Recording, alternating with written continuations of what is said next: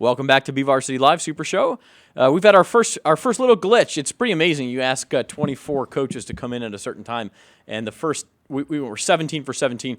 Lucas Lucero, he's coming from Independence. That's all the way across town. Right. Just running a little bit late, and Rich Cornford of Frontier, who's next, is here. But I think what we're going to do is we will run. No. Is Rich going to come in? Come on in, Rich. Okay. Come on in, Rich. We'll just skip to our next segment. Rich Cornford was supposed to be our 2:30 segment. We're going to go ahead and talk to him now, and we may get back on schedule later with Coach Lucero. Rich Cornford, how are you doing? In the building and on set just like that? I'm doing great. It's good to see you. The Titans this year are, I guess, I don't want to say they're the forgotten team, but there's a lot of talk about the other teams in your league, and maybe you like that. Right, we're the great unknown. Sure. Hey, we only returned one guy that was all league last year. We had some guys transfer out, but we're excited about the club we have and the direction that we're heading. He's still out of breath, so let's give him just a minute. He's coming up the stairs.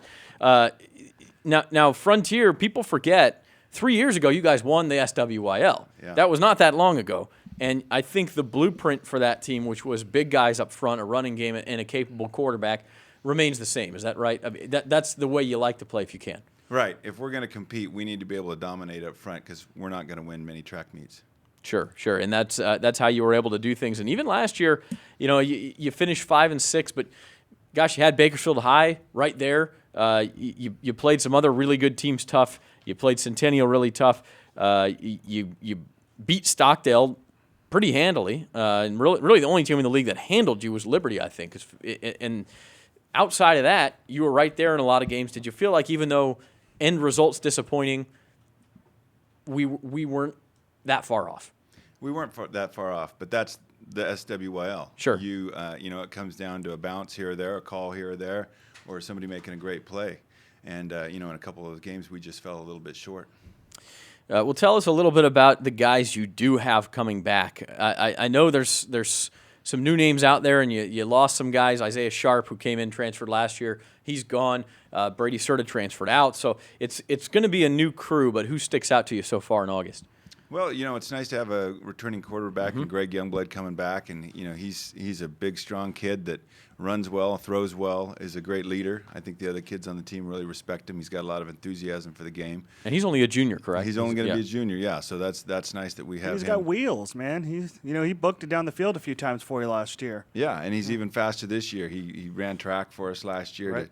to improve his speed even more. So he's a worker and a grinder. And then we have James Turner as a kid that didn't get a whole lot of playing time last year, but he's kind of that guy we have that gives us a spark. And he's quick and agile, catches the ball real well. We'll use him both as a runner and as a receiver for us. You talk about up front, and you want that to be our identity. Do you have the Hogs up there this year who can get that done? Well, we're big and strong up there. I mean, we've got to play better than we did last year. Up front starts with Jared Snyder, who likely be the number one heavyweight in the state coming in next year. Finished 4th this last season. He's 6'3", 270, and then next to him is Dominic DeMarco at a guard spot. And Dominic would have gone to state in wrestling if we didn't have Jared there, and he's the strongest guy on our team, and he's 6 foot 282. And then Kobe Wright's the tackle on that side, and Kobe's 6'7", 306. So, starting with those guys all coming back is a pretty good place to start up front. That's D1 college football size right there with those three. Well, we hope that they play that way. Yeah. It's tough, too, for those wrestlers. I mean, if you're a heavyweight, there's nowhere to go weight-wise. If you get beat out, you're not going dropping down to 220. You're not going down to 220s when you're especially not DeMarco at 282. Yeah, that would be no fun at all. How about on the defensive side of the ball? I feel like another thing you've been able to hang your hat on over the years is a real solid defense. Yeah, well, and that's going to start with Isaiah Tuatasi. We call him Tui. He's our middle linebacker, and he's the one guy that we do have that's a returning all-league player. Excellent communicator, tough as all get out. Really leads by example there. I think the other kids really respect Tui because of the effort that he puts out. So that's a good place to start. Okay, I have his Max Preps profile up here. I want you to spell Atuatasi. See, let's Atuatis. I think. T-A-S-I. Very close, okay. very close, very good. That's better than I would have. Jackson is a name that kind of rings a bell for me. He's obviously going to be a player for you on both sides of the ball or just on defense? Yeah, we've really been working. Dalen was a second-team all-league corner for us last year, and at 6'2", 170, That's awful good size for a corner. We're really working him as a receiver too, because that's a tough matchup for a lot of teams, both his size and speed. He's another guy that did well in track for us last year, and so right now we're trying to get him healthy, and once he's healthy, I think he'll be a difference maker, kind of a home run hitter for us. You said you were the unknown of the SWIL. Is that for you to a certain extent too, that you don't quite know where you're going to fit in that league race? Well, it's going to be tight, and like I said, it's all so close. Injuries play a part, and just who's hot down the stretch, and hopefully we can peak at the right time and really get all the pieces in place, and give ourselves a chance. Yeah, but there are some years you go in saying, oh, like Brian Nixon this year might say, we should be right at the top, right? And then there are other years you say, it's going to be, it may be a long year, we're young, that sort of thing. I mean, do you have even a sense of that right now, or is this more unclear than it is most years? Well, we know we're a good team, but we also know we play in one of the best leagues in the state. Sure. And so, Nixon definitely knows he's got a ball club over there. They steamrolled us last year, and they've got a lot of good guys coming back. So, we will be in the mix. I can guarantee that. Where we finish, hard to say. But, when teams play Frontier, they know it's going to be a physical football game. And that's something I think you guys pride yourselves on. How does that attitude get instilled in the kids? Well, I think early on we know where our bread is buttered, that our linemen lead us. We try and make the linemen the focal point of this team, because linemen win championships, and that year that we did win the championship 3 years ago, we had some great offensive and defensive linemen out there. Road graders, yeah. Yeah, leading the way, and we want them to be an intimidating force for us. And, points last year, we did a good job, but overall we didn't do a good enough job. Yeah, no, I still remember that year, because Evan Moore is your quarterback, and he was a good player. I mean, he could throw the ball, but there were times he would just let the offensive line push guys forward and just sort of dance behind them for 10 yards. But it was almost like falling forward for 10 yards. I mean, that's a real luxury to have as a coach if you can get that. Let's take a look at the Frontier schedule here and kind of break it down just a bit. You guys start again, real tough game, and it's been an awesome series. I think last year you played it out at BC, but you open with Ridgeview, then Independence with a new coach, Lucas Lucero. You're not sure what you're going to get there. Golden Valley West, and then a real big one for seeding purposes against Central. Is this the kind of schedule you like? Maybe a couple of games you feel like if you play well, you will win, and a few games where you're really going to have to play well to even have a chance? Well, yeah, we feel in that balanced philosophy that, coming in, you got to test yourself. If you don't test yourself, then, you don't know what you need to fix. Mm-hmm. And so there's some games on there that definitely will be big-time tests. And that Ridgeview series, boy, if you look at about the last 8 or 9 years that we've played it, those games have been every one a barn burner. Yeah, absolutely. Even last year when Ridgeview ended up having a really good team, you guys had them really outplayed them for a good quarter and a half, maybe a full half of that game, and then things came unraveled a little bit. But the last 2 minutes of the first half. That's right. Yeah, that was that probably not a real good memory for you. The league season here, the way it's set up, the last 2-3 years now, I guess since you guys won the title, Liberty and Bakersfield have been at the top of the heap. Bakersfield won it in 13, Liberty won it in 14.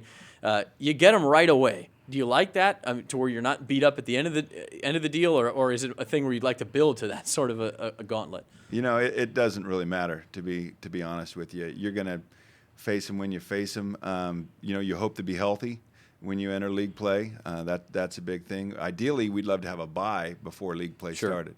But once you get into our league, it's every game is a dogfight over there, and it doesn't matter where those guys fall, because next week you got another tough one too. But you might need that bye after that track meet you're going to have against Ridgeview, though. Yeah, it could be. It was good to have that bye last year, because we were kind of licking our wounds a little bit and that was a out. funky game too, because you guys started at 6:00. It's still August. It was hot that day, so I mean it was the whole. I mean it was a neat scenario, a neat atmosphere. But yeah, it was.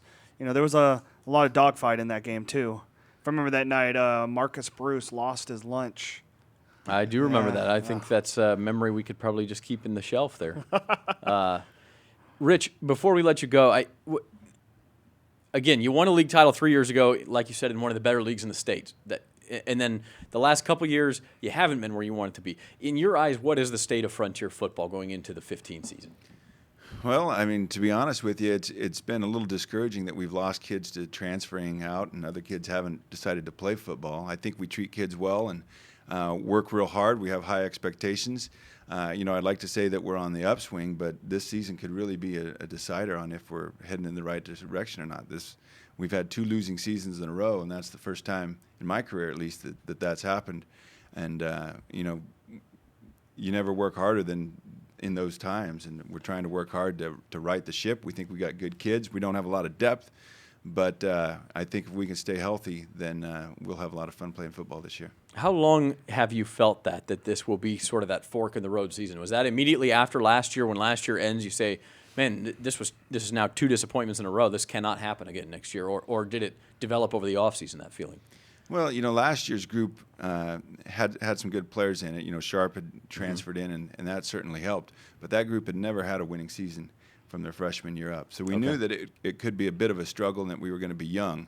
This group has had success, but again, some people have transferred out, Elijah Hill and Brady Serta, to name a couple of them. And so, they're looking to find that identity. Who's going to be the guy that steps up and fills those voids and is the playmaker for us. But that being said, we got great leadership with those guys up front. Some solid captains in Tui and James Turner and Dominic DeMarco and Jared Snyder. So I feel like leadership-wise, we're at a point where the players can really take care of any issues that we may have this year. Well, hey, high school football these days, for better or worse, is a transfer-type situation, and then it's just next man up, I guess. Oh, it's got to be, and that's why you can't give up on kids too early. Kids mature later and really come into their own. They gain confidence, and I think a kid like Dalen Jackson, James Turner are going to be 2 examples of kids that really bloom and blossom at just the right time. Very cool. Rich Cornford of Frontier, thanks for joining us. Thanks for filling in that earlier slot. We appreciate the hustle on that one. This is the BVarsity Super Show. Up next, it looks like we have Miramonte's David Coldiron out in the green room. Rich, thanks for joining us. Lucas Lucero is also Lucas here. is here. Okay, I think we're going to go Lucas next then. All right, we appreciate it. We'll be right back.